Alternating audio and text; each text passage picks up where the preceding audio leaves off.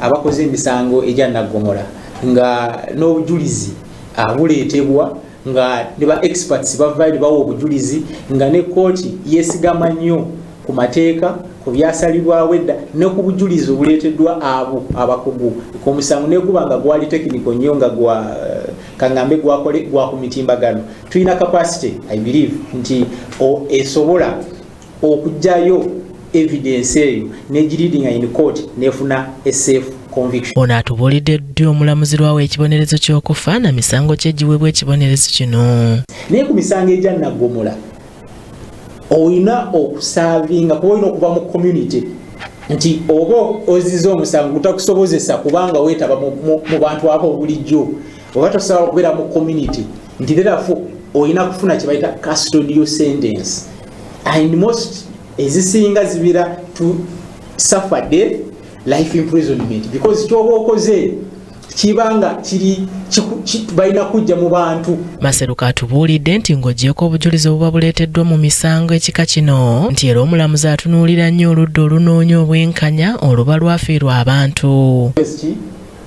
Iyo omulamuzi n'asinzira ku bulumi bw'alaba aba famire y'omugenzi neno byasabye nemuwa ekibonerezo ekikola ki era baga nti famire y'omugenzi kuba wali emisango egimu olina baga nti bannaye famire njetondera nakola ki nakisobya nensaba ensonyi fo nega tuganye okusonyiwa bakusibe ekibonerezo ekikola ki awo omulamuzi naye alaba obulumi baliwe bayitamu nakusentensi okusinziira. Kyokka agamba nti newankubadde ng'omulamuzi amaze okuwa omuntu yenna ekibonerezo ky'okufa waba wakyaliwo essuubi omuntu ono okuwakanya kino ng'addukira mu kooti ejulirwamu ne kooti ensukkulumu.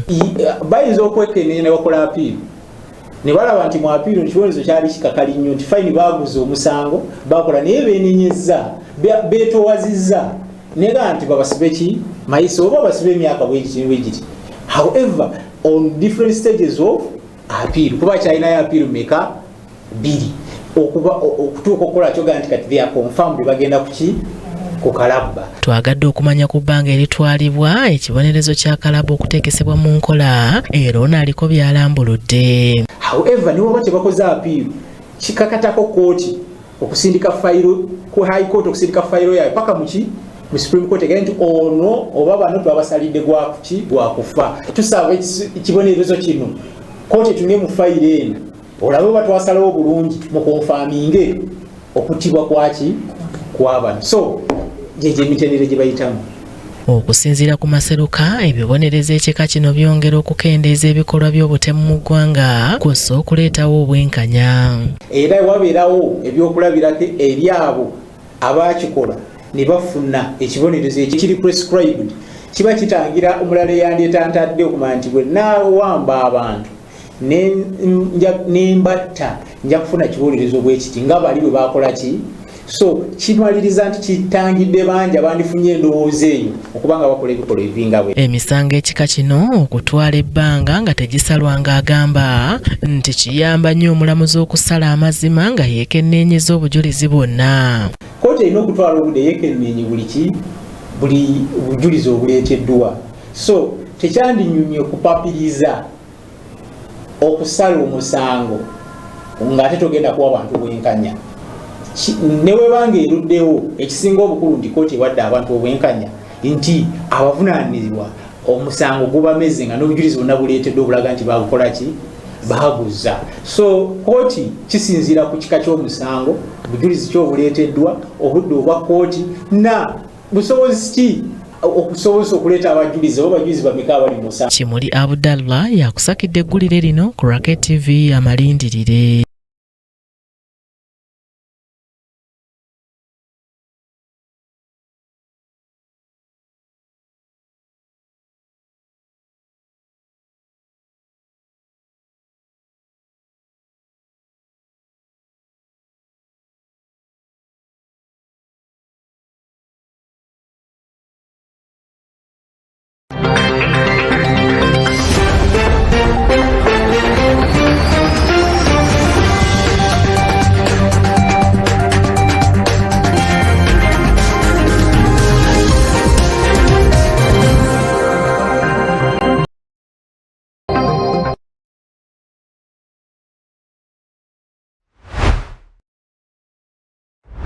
Kapya. Agambye ki? Kapya.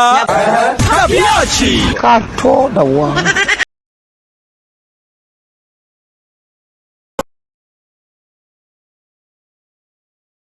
Saa 11 ez'akawungeezi